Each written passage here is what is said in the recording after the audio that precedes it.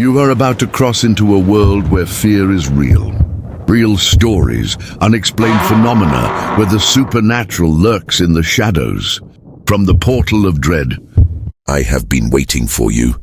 Welcome to my domain, the portal of dread. Here, each story is not merely a tale, but a portal I open directly to your worst nightmares. With me, fear is not just told, it is felt in the soul. Turn off the light. Lock the door. Let your own breath guide you through the inevitable labyrinth of madness. If you possess the foolish courage to cross this threshold, subscribe to the channel. And to prove your insolence, type in the comments, "I am not afraid." Now, prepare yourself, the unknown is already here. Today's story, Cursed Village in Chilean Patagonia. Have you ever wondered what's worse? Being lost in an unknown place, or discovering that maybe you were better off staying lost? Imagine for a moment, you're in a foreign country. You don't speak the language, your phone has no signal, and a snowstorm cuts off any chance of leaving. Now imagine the only people who can help you speak in a language that sounds like code, make gestures you can't comprehend, and have eyes that shift between hospitality and something much, much darker. The cold seeps into your bones. Your fingers are numb. The wind howls outside like a wounded animal. And inside the house where you've been welcomed, voices whisper words you don't understand, but they carry a weight that makes your stomach clench. You try to smile, try to be polite, but a voice in the back of your head won't stop screaming, something is wrong, very wrong. That's when you realize that sometimes the biggest barrier isn't the snow-covered mountains separating you from civilization. It's the invisible barrier between you and the people around you. And when you can't understand what they're planning, well, any act of kindness could just be the setup for something terrible. Today, I'm going to tell you the story of Brunna and Érico, a Brazilian couple who learned the hard way that not all hospitality is born from kindness. Sometimes, it's born from need, and some needs are ancient, dark, and hungry. Do you have the courage to find out what happened when they knocked on the wrong door, in the wrong place, at the wrong time? Brunna was always the type to plan everything down to the last detail. At 43, a professor from Brasilia, she had a habit of making lists for everything. Grocery lists, movie lists, a list of places to see before she turned 40. At the very top of that last list was Chilean Patagonia, those picture-perfect landscapes she had been hoarding on her Pinterest boards for years. Érico, her husband, a 44-year-old tech entrepreneur, wasn't exactly the adventurous type. He preferred five-star hotels over campsites, but he made a point of supporting Brunna's dreams. "If it makes you happy, it makes me happy," he always said, and she knew he meant it. So when she suggested their dream trip to celebrate their wedding anniversary, Érico didn't hesitate to say yes. The planning took months. Brunna researched routes, booked a 4x4 SUV, downloaded translation apps, and studied the basics of Chilean Spanish. She had marked every tourist spot on the GPS, calculated travel times, and reserved hotels well in advance. It was supposed to be perfect, and the first week truly was. Torres del Paine greeted them with blue skies and breathtaking views. They took hundreds of photos, had dinner at charming restaurants in Puerto Natales, and met fellow travelers from all over the world. Érico even admitted he was loving the escape from the daily grind of meetings and spreadsheets. But it was on the 8th day that everything started to unravel. The weather forecast mentioned a chance of snow for the more isolated region they planned to visit. A hidden valley Brunna had discovered on a travel blog. Chance became an absolute certainty when they woke up that July morning to see thick flakes blanketing the windshield of their rental car. "Maybe we should head back to Puerto Natales," Érico suggested, eyeing the heavy sky with concern. "It's only a few more hours on the road," Brunna insisted, checking the GPS for the 10th time. "The hotel confirmed our reservation. They said the road is fine." What neither of them knew was that fine in Patagonia has a very different definition than it does in Brasilia, and that snowstorms in that region can turn fine roads into deadly traps in a matter of hours. 3 hours later, lost on a back road that the GPS insisted existed but seemed to have been swallowed by the white landscape, Brunna finally admitted that maybe Érico had been right. But it was too late. The gas was low, the snow was falling harder and harder, and the last cell tower was over an hour behind them. That's when they saw the first lights flickering between the ice-caked trees, a small village that wasn't on any map. But at that moment, it looked like salvation. The first resident they met was an old man with a grey beard and thick woolen clothes, carrying firewood in front of a small wooden house. When Brunna rolled down the car window and tried to explain their situation in her broken Spanish, the man looked at her with an expression she couldn't quite decipher. "Disculpa, estamos perdidos, hotel?" The man approached the car, speaking quickly in a dialect that was definitely not the Spanish she had studied. The words sounded rougher, more guttural, mixed with sounds that seemed to come from a long, long time ago. He gestured toward the center of the small village and motioned for them to follow. "I think he wants to help us," Brunna whispered to Érico. The village was tiny. Maybe 20 wooden houses arranged around a central square where a bonfire was already burning against the afternoon chill. Children ran between the houses, their voices echoing in that same strange language. Women in colorful ponchos watched them from the windows with curiosity. It was a younger woman, maybe in her 40s, who finally approached when they parked the car. She spoke a few words that sounded vaguely like Spanish, but were mixed with something older. "Mapudungun," she said, pointing to herself, then to the village. "Nosotros, Mapuche." Brunna felt a momentary wave of relief. Mapuche. She remembered reading about them, the indigenous people of the region. Hard-working people connected to nature, known for their hospitality. The woman, who introduced herself as Antu, invited them into her home with warm gestures. She said something about the storm, pointed to the dark sky, and made the universal sign for "sleep here tonight." The house was simple but cozy, with a crackling fireplace and the smell of roasting meat in the air. During dinner, served in carved wooden bowls, other people from the village stopped by. Men and women of various ages, all curious to see the visitors. They spoke among themselves in that musical, ancient language, occasionally trying a few words of broken Spanish. It was during the meal that Brunna noticed the carvings. On the wooden walls, carefully etched, were symbols she didn't recognize. They didn't look like ordinary decorations, they were deeper, more deliberate. Concentric circles, lines forming complex geometric patterns, and at the center of it all, a figure that made her swallow hard. It was a human silhouette, but distorted. Its arms were stretched upward, as if offering itself to the sky. Around the figure were small marks that seemed to represent mountains, and above it all, something that could have been a sun or a giant eye. "¿Qué es esto?" Brunna asked, pointing to the drawing. The silence that followed was strange. All conversation stopped. The gazes turned to her, then to the symbol, then to each other. Antu said something quietly, and Brunna only managed to catch one word that was repeated. "Pillán. Pillán." One of the older men stood up and began to speak in a low, solemn voice. The others listened with respectful attention. He gestured toward the mountains, then to the sky, then to Brunna and Érico. His voice had an almost ceremonial tone. Brunna looked at Érico, who returned her gaze with the same confusion.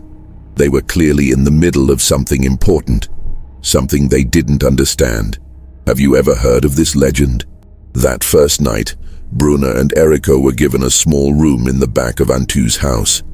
The bed was simple, a straw mattress covered with handmade wool blankets, but it was clean and surprisingly comfortable. The sound of the wind outside had intensified, turning into a constant howl that seemed to seep through the wooden walls.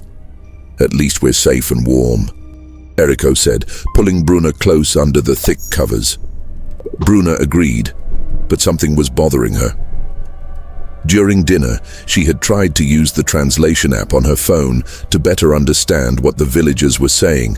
But she found the battery was almost dead, and there was no electricity in the house. Besides, the language they spoke seemed to be a mix of Mapudungun and something older, something not even Google Translate could recognize. It was around midnight when she woke up to a strange sound. Voices. Several voices outside chanting or reciting something in unison.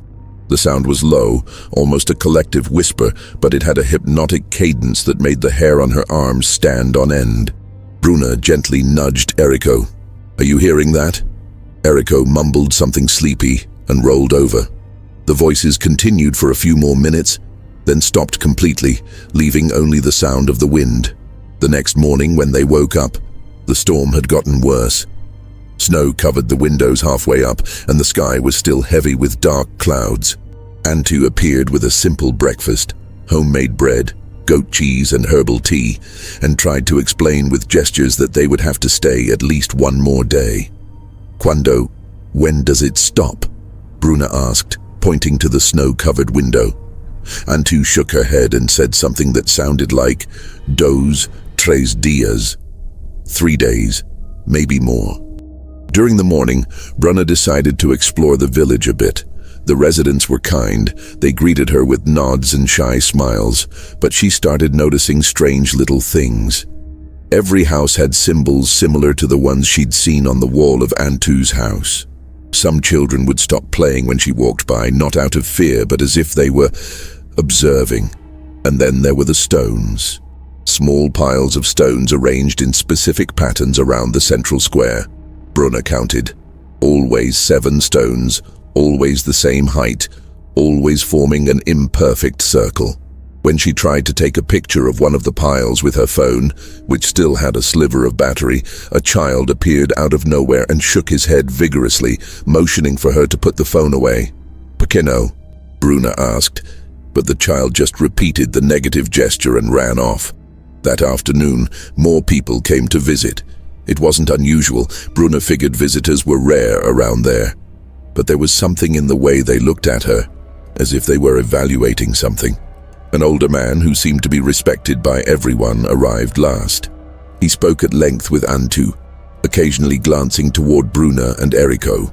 During the conversation, Brunna managed to catch a few familiar-sounding words.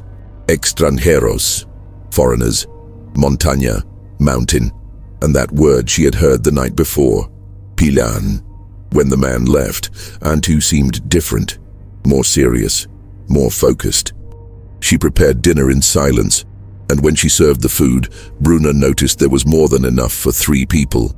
"Alguien más viene?" she asked, making a gesture for more people. Antu nodded and said something Brunna didn't understand, but it sent a strange chill down her spine. It wasn't a physical cold.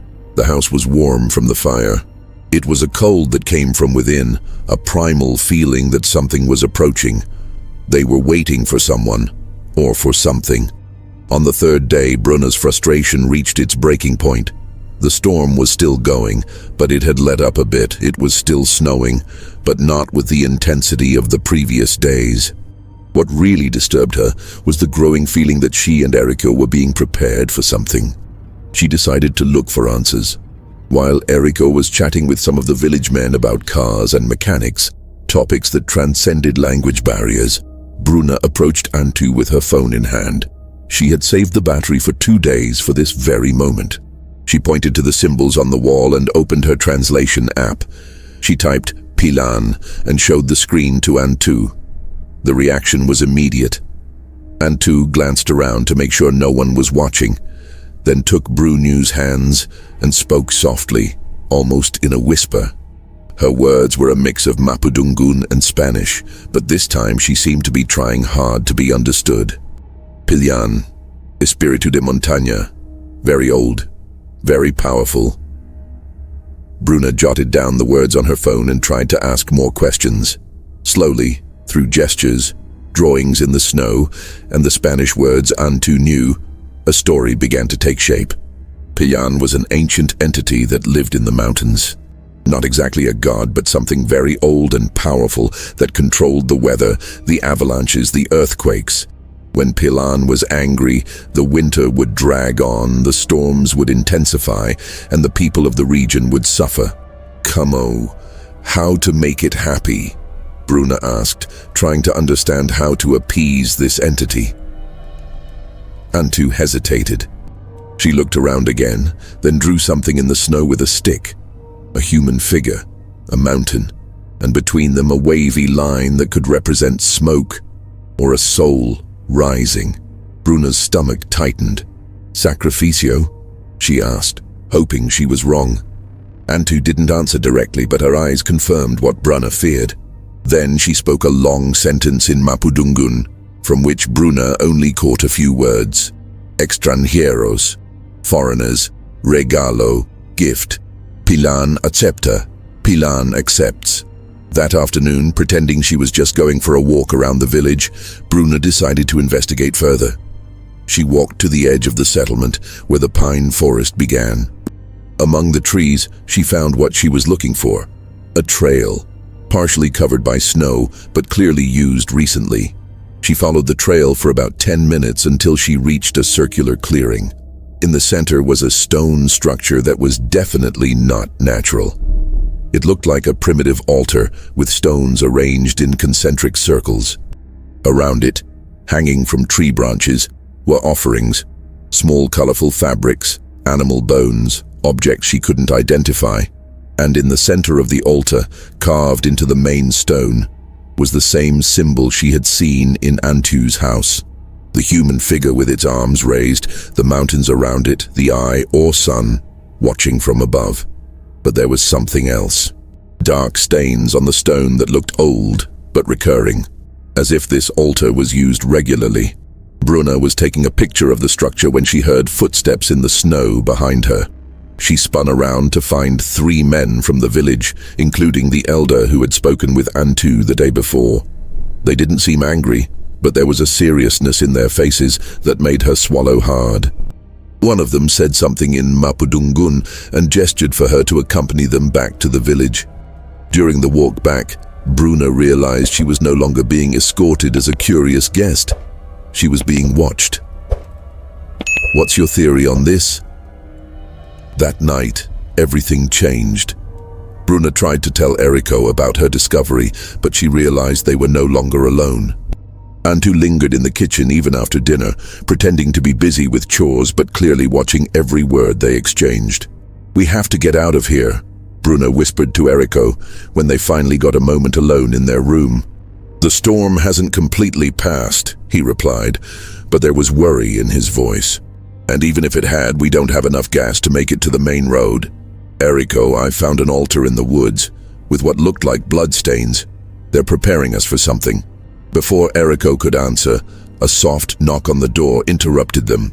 Antu entered without waiting for permission, carrying 2 bowls of hot tea. Her smile was gentle, but her eyes had an intensity Brunna hadn't noticed before. "Para dormir bien," she said, offering them the bowls. "To sleep well." The tea had a strange taste, bitter and earthy with a sweet aftertaste that left the tongue slightly numb. Brunna pretended to drink, but secretly poured most of it into a potted plant in the corner of the room. Érico, less suspicious, drank the whole thing. An hour later, he was fast asleep, an abnormally heavy slumber. Brunna tried to wake him by shaking his shoulder, whispering his name, but he just mumbled incoherently and kept sleeping. That's when she heard the voices outside again.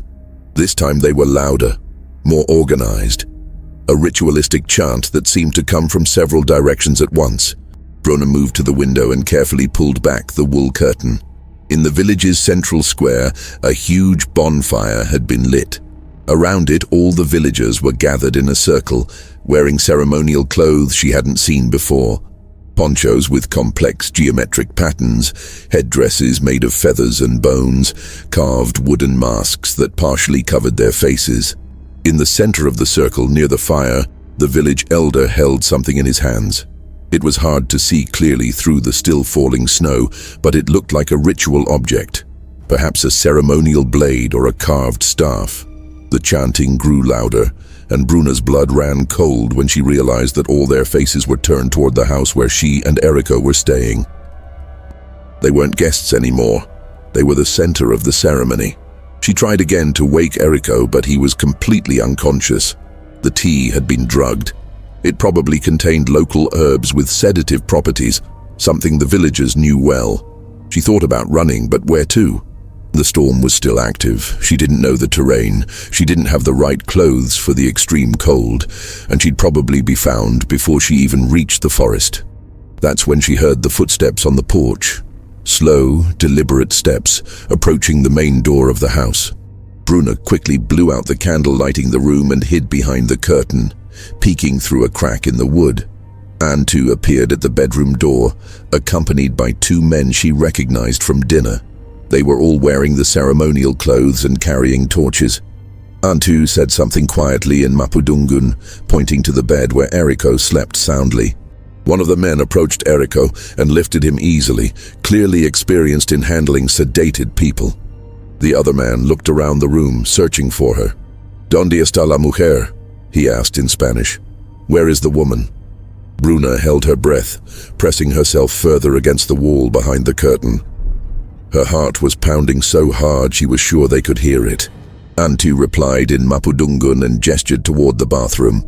The man went to check, giving Brunna a few precious seconds. She knew she only had one chance. What would you do in this situation? Brunna waited until she heard the footsteps move away from the house, then ran silently to the kitchen. Her only chance was to get to the altar in the forest before they did. Maybe she could find a way to stop the ritual, or at least try to save her husband. She threw on every piece of clothing she could find, including a thick poncho that was hanging near the fireplace. Outside, the snow had lessened to sparse flakes, but the cold was brutal. The path to the altar was lit by torches stuck in the snow at regular intervals. The procession had clearly already passed through. Brunna followed the lights, her feet sinking into the fresh snow, her heart hammering against her ribs. When she reached the clearing, the scene she found surpassed her worst nightmares. Érico was tied to the stone altar, still unconscious but visibly alive. Around the altar, all the villagers formed concentric circles, chanting in low, hypnotic voices.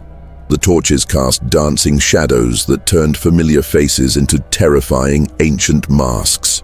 The village elder stood at the center, now wearing an elaborate cloak made of black feathers and white bones. In his hands, he held a ceremonial obsidian blade that glinted with red reflections in the firelight. But it wasn't just the scene that terrified Brunna. It was what she could feel in the air. A presence.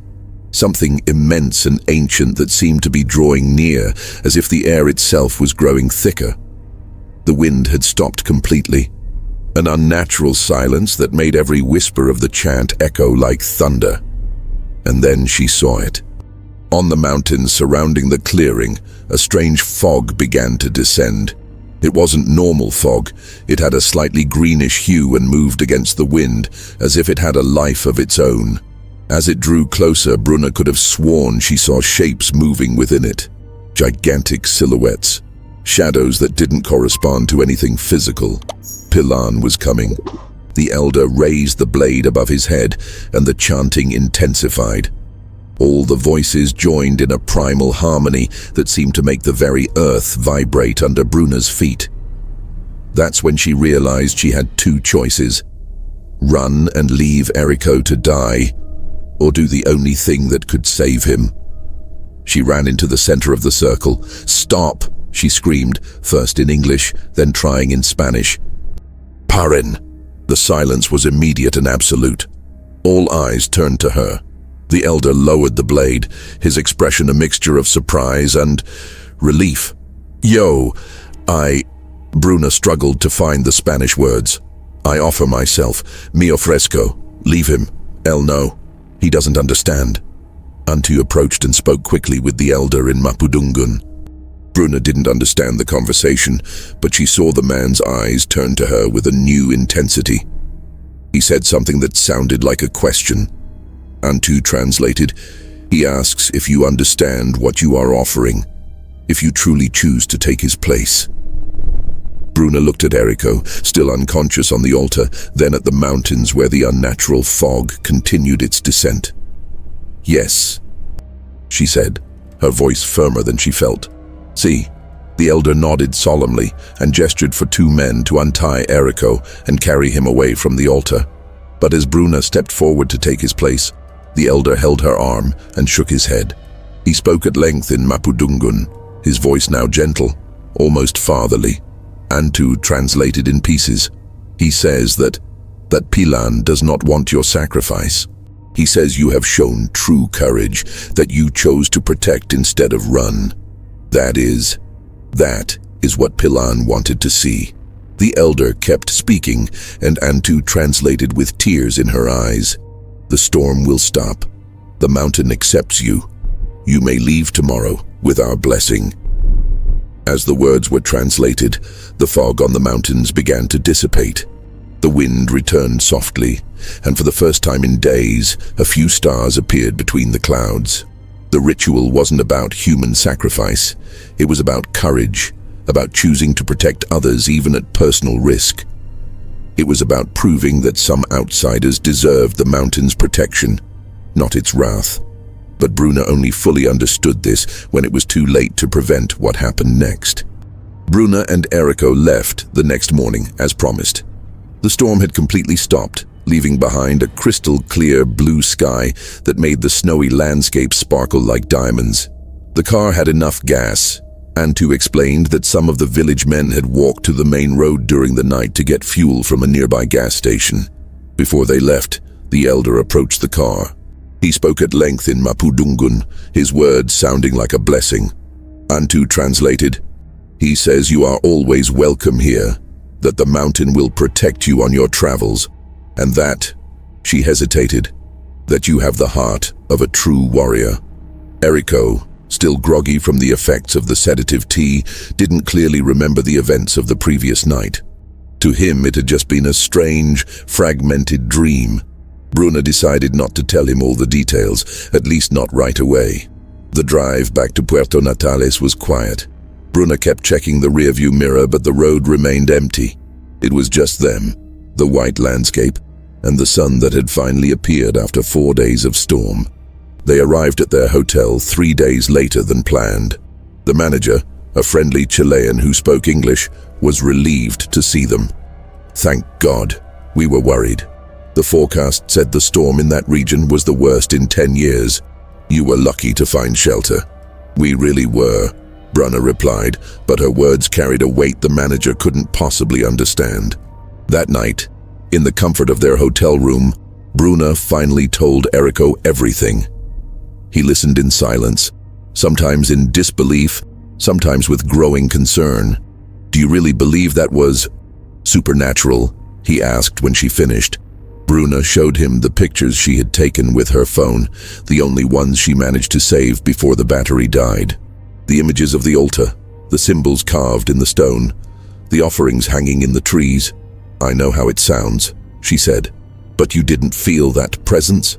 That green fog coming down from the mountains?" Érico examined the photos closely. "These stones, these dark stains, they look ancient." "And well used," Brunna added. Over the next few days, they tried to research the village, but found no reference to it on official maps or tourism websites. It was as if the place existed outside the modern world, protected by its own geography and isolation. 3 months later, back in Brazil, Brunna received an unexpected email. The sender's address was a string of numbers she didn't recognize, but the subject line was in English. "Thank you." The email contained only one photo: the village's central square in daylight, with children playing in the snow and women working on traditional looms. It looked like a perfect, peaceful pastoral scene. But in the bottom corner of the image, almost unnoticeable, was Antu. She was looking directly at the camera and making a gesture Brunna recognized immediately: the universal sign for thank you, followed by the symbol she had learned meant protection. The mountain still remembered her. To this day, Brunna wonders what would have happened if she hadn't run into the center of that circle. If she had chosen to run and leave Érico behind. If she hadn't proven that she deserved Pillán's protection. Some nights, When the wind howls outside, she can still hear echoes of that ancient chant. And in her most vivid dreams, she still sees that green fog descending from the Patagonian mountains, carrying within it something very old and powerful, something that judges the worth of the foreigners who venture into its territory. She never looked at travel the same way again. Never again underestimated the power of places where the ancient still lives, breathing just beneath the surface of modernity. What about you? Has this story made you look differently at your own travels, at the remote places where hospitality might mean much more than we think? If you have a disturbing travel story of your own, share it with us in the comments. It might become our next case. Subscribe to the channel, because every week I prove that horror is closer than you think. Sometimes, just a wrong turn away. The past never dies, it just waits its turn. Until next time, thank you for making it through this dark night with us at the Portal of Dread. Now, tell me, would you have the courage to go through this? Share in the comments if you can sleep tonight. Don't forget to like, subscribe, and hit the bell for more chilling stories every week. Sleep well, if you can. Until the next story. Good night, from the Portal of Dread.